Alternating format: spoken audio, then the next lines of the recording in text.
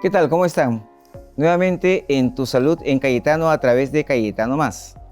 Nosotros en el país tenemos muchas enfermedades, somos un país rico en muchos climas y siempre escuchamos hablar pues de malaria, del dengue, de enfermedades que vienen de otros lados, pero también tenemos enfermedades propias aparte de las mencionadas y una de ellas es la leishmania.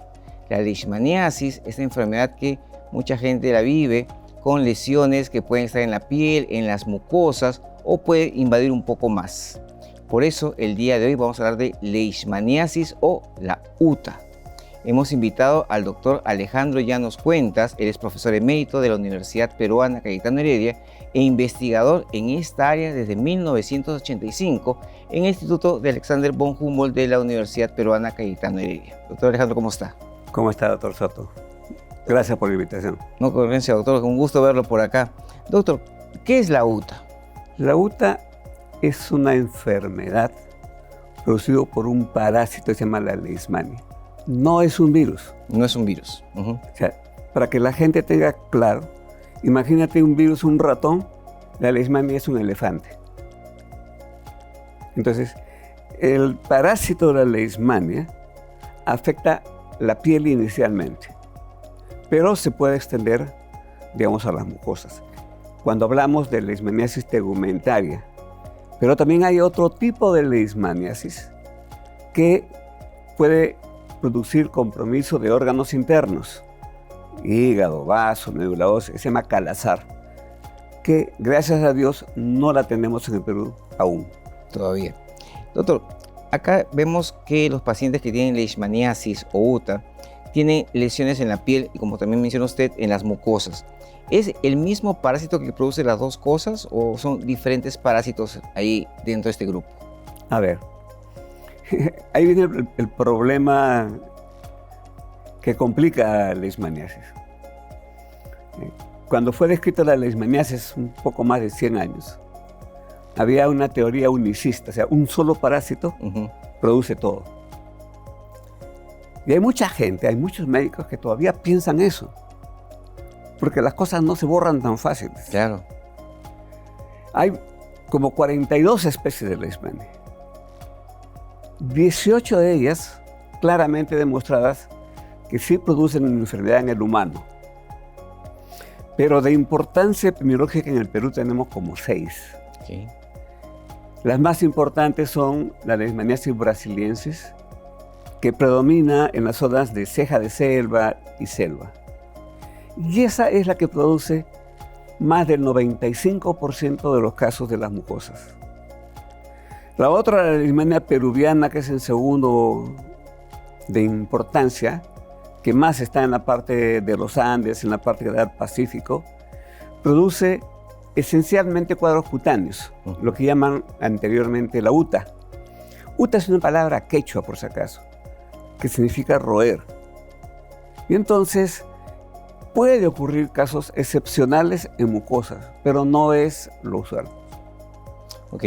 Doctor, y ahora con el cambio climático que ha habido, este cambio con aumento de temperaturas que permitió, por ejemplo, que el Aedes vaya a otros lados, el mosquito que causa la picadura y transmite este parásito que es la lutzomía, ¿también se ha ido a otros lados? Sí. Hay dos cosas que tenemos que tener en cuenta. La transmisión de la lutzomía son en los valles interandinos, entre 2.200 metros a 700 metros del nivel del mar. Pero cuando cambian las condiciones del clima, entonces el mosquito no le interesa la altura. No es un problema de soroche, es un problema de adaptación al clima. Claro. Y entonces puede subir 2.700, ¿no? Dependiendo de la característica del clima. Si la temperatura, digamos, media a 2.200 era, por decir, 15, 16 grados, y en la parte alta era 13, 11 grados, eso limitaba el crecimiento de la lutzomía. Pero si ahora es arriba, es 15 grados, claro que va a haber. Tranquilo. Entonces sube, pero también se extiende. Ahora, adaptaciones debajo de 700 metros no es lo usual, por lo menos en el Perú.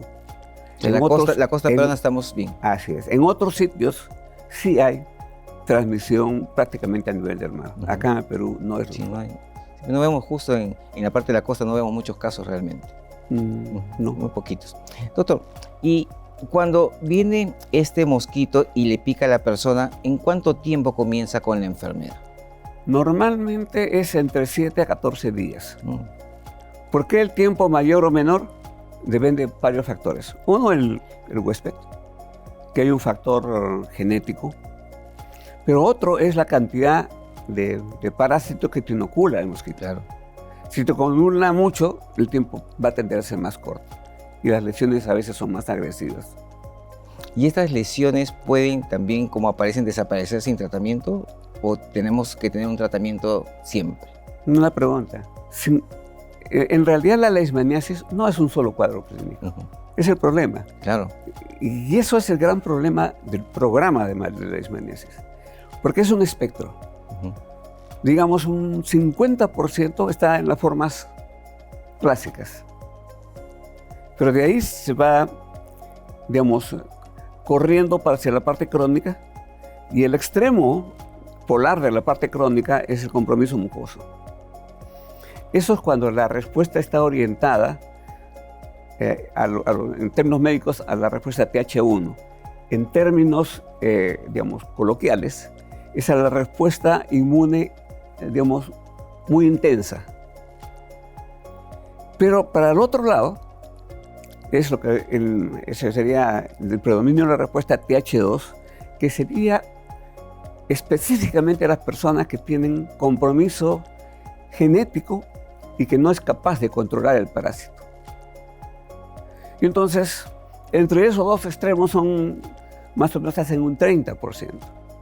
Es por eso que cuando se trata en las zonas, el programa sin médicos, ¿no? Mientras sea la forma, digamos, leve a moderada, de ellos más de la mitad tienen cura espontánea. O sea, sin tratamiento, o haciéndole cualquier cosita va a curar. Pero hay un porcentaje que necesita el tratamiento. Pero si esos pacientes con enfermedad más severa, más agresiva, también se atienden en un nivel de atención muy deficiente, la enfermedad va a empeorar. Y esa enfermedad se tiene que tratar en los hospitales. Claro, son los que derivan a los centros más grandes, con mayor capacidad resolutiva, ¿no? Así es. Claro que sí. Doctor, entonces pasó una semana, 2 semanas, me sale esta lesión en la piel. Supongamos que solamente queda en la piel. ¿Cuál es el tratamiento? ¿Dónde lo debo recibir? Hasta el momento, la norma nacional dice que hay que darle tratamiento con antimoniales pentavalentes. Y ahí hay 2 antimoniales pentavalentes, que es lo mismo. En la práctica es lo mismo. El estivogluconato de sodio, que casi nadie lo produce, ya no lo están produciendo. Y la verdadera razón es que es difícil de encontrar, digamos, de producir un medicamento, digamos, adecuado. Pero tampoco es negocio. Claro. Y el otro es el antimoniato de meglumina, que todavía lo produce Sanofi.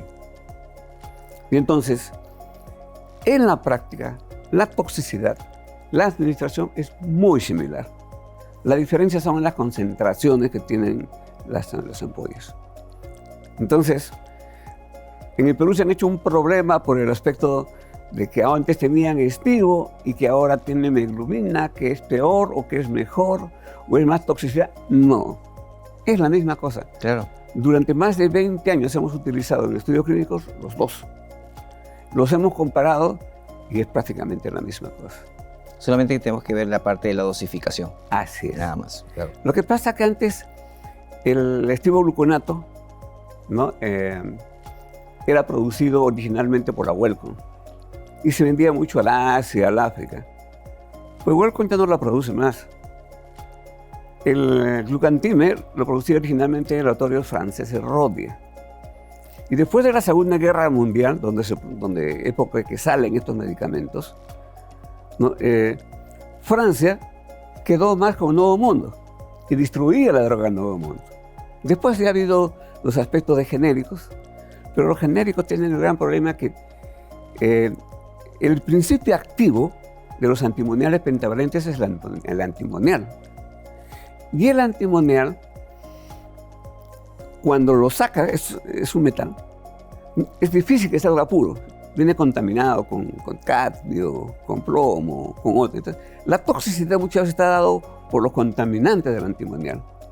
Entonces, para saber si la droga es adecuada o no, se hace método de espectrofometría atómica. Esta espectrometría atómica, existe un par de laboratorios en Latinoamérica. No tenemos acceso.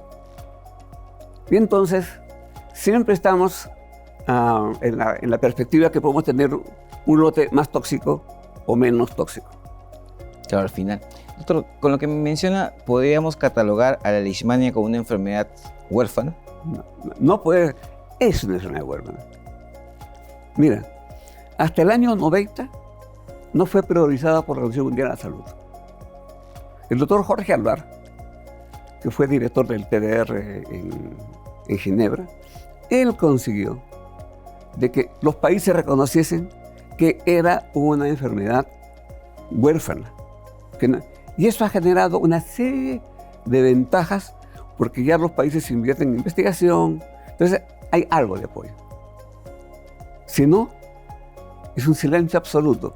Estamos con la medicación que se produjo en la década del 40, más de 70 años. Claro.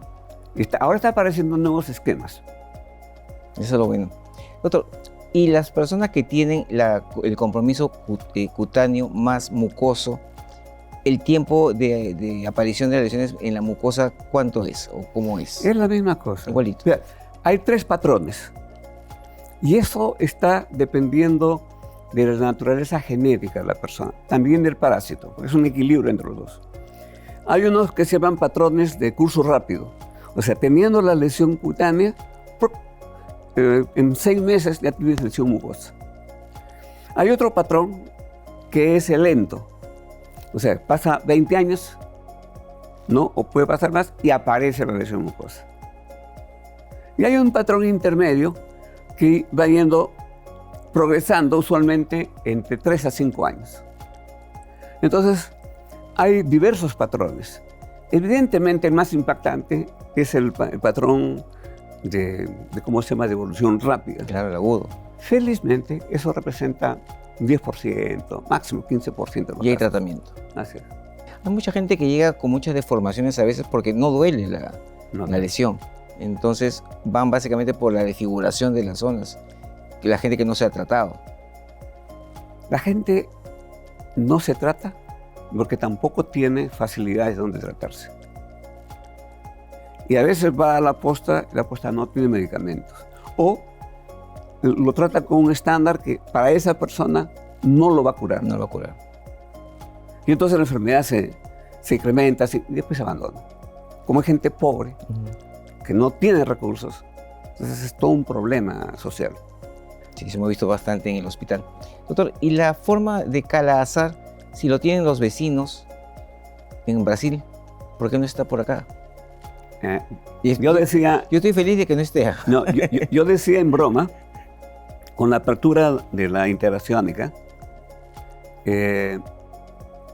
Brasil y Bolivia nos va a mandar acá cala-azar. Sí, yo también pensé en eso. Y nosotros le vamos a mandar bartonelosis. Una con otra. Porque el vector en ambos casos es la leucemia. Claro. Y es una cosa que las personas no es tanto el problema, sino usualmente son los reservorios animales. O sea, si hay migración de perros infectados, ¿no? Entonces, conforme va siendo mayor la migración, evidentemente se forman reservorios. Y nosotros no tenemos un sistema de monitoreo para detectar precozmente. Porque, por ejemplo, no tenemos una prueba diagnóstica de cala-azar en perros. Y es barata. Tú la puedes comprar, pero acá el sistema no lo tiene. Porque en África incluso hay una prueba rápida que se hace para el tamizaje. Claro, hay pruebas rápidas. Claro. Para cala-azar en perros. Y no tenemos por acá. Bueno, todavía menos mal no han aparecido gente con esplenomegalia, que es justamente algo que vemos, se ve muy frecuente en Calazar, ¿no? Que el vaso crezca bastante. No es todavía, no hemos visto, pero ya con esta apertura y el intercambio pues, de personas, animales y todo, posiblemente ya tendremos casos. Claro. La primera sospecha de Calazar, porque la gente no sabe del Calazar, va a verlo como si fuera un linfoma. Ese es nuestro diferencial principal. Y entonces ahí viene el problema, ¿no? Pero esperemos que Dios siga siendo peruano. Pero también la gente con Calazar también tiene pues, estos vómitos negros, cosas así más raras, que es por el compromiso de multisistémico. Así es. Es que la diferencia de las leishmanias es que el parásito, Leishmania donovani o infantum, está hecho para crecer a 37 grados. O sea, crece a nivel de la temperatura del cuerpo, órganos internos. Somos perfectos para ello. Las otras son leishmanias tegumentarias, que están hechas para estar creciendo entre 22, 23 grados, que es lo que tenemos la temperatura en la piel o en las mucosas de la nariz. Claro. Doctor, en estos años que usted está haciendo la investigación, ¿qué otros alcances tiene con respecto a la leishmania? ¿Qué otros productos, qué otros fármacos se podrían utilizar? ¿Qué ha visto que está mejorando? Mira, el gran reto es que no podemos seguir con una terapia sistémica que requiere 20 días de tratamiento. Hay una adherencia pobre en las zonas rurales. Y ahora está apareciendo, ya con estudios más sólidos, la aplicación de dos cosas. De la terapia intralesional con los mismos antimoniales, que son esquemas de 5 días, 6 días, y la terapia con calor que se llama termoterapia.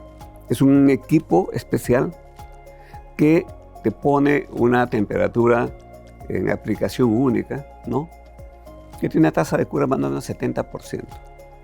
Si combinas las dos cosas, si combinas las dos cosas, una terapia antimonial con esto, la tasa de cura va encima del 90%. Claro. Pero, ok, entonces, el asunto es cómo reducimos y cómo aumentamos la eficacia.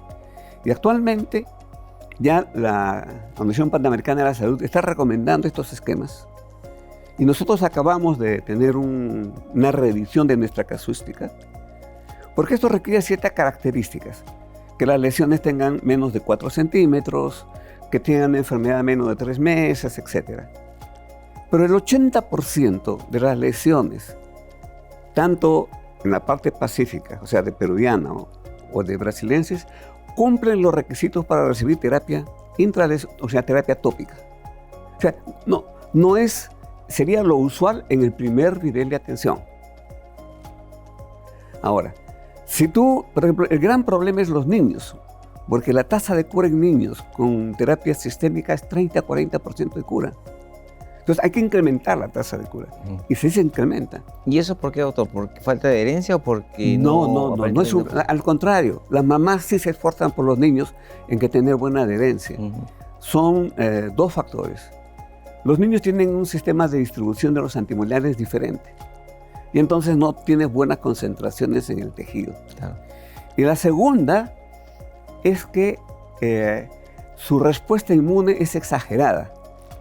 Es como que entra el parásito, la respuesta inmune es como, pone como si fuera la cáscara de una naranja. O sea, aísla y engloba la leishmania, pero al darle esa cáscara, eso impide la entrada del medicamento. Es una barrera. Es una barrera. Entonces, para eso estamos utilizando el imiquimod, que es un inmunomodulador, y eso abre el exceso de fibrosis y hace que penetre el medicamento. Y así, con estas terapias combinadas, en los niños estamos teniendo casi 90% de cura en el hospital. O sea, sí hay alternativas. Lo que pasa es que ahora hay que hacer estudios mejor,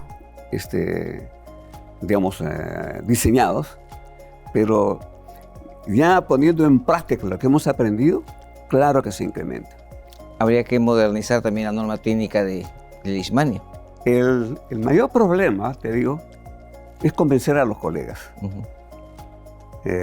Mucha Pero gente la evidencia manda, pues. se queda en el pasado y no está leyendo o no quiere aceptar. Ujú. Entonces, los pacientes lo aceptan con facilidad porque al contrario, vienen acá porque saben que se curan. Esta no es una zona endémica, pero tenemos muchos pacientes porque la gente viene. Y eso que ahora no pueden venir porque ya el sistema de salud ha determinado que no pueden venir acá, sino a otros sitios. Pero a pesar de eso, algunos consiguen llegar. Ujú.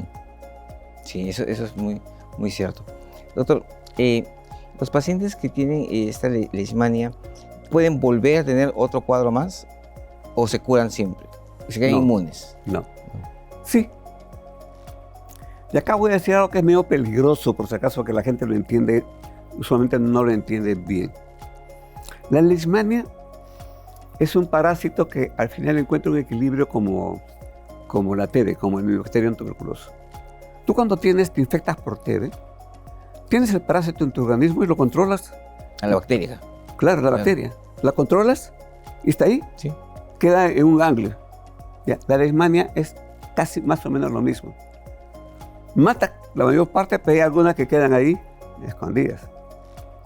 Ahora, ¿cuál es la tasa de gente que después que se ha curado vuelve a tener leishmaniasis? No es mucho, ¿eh?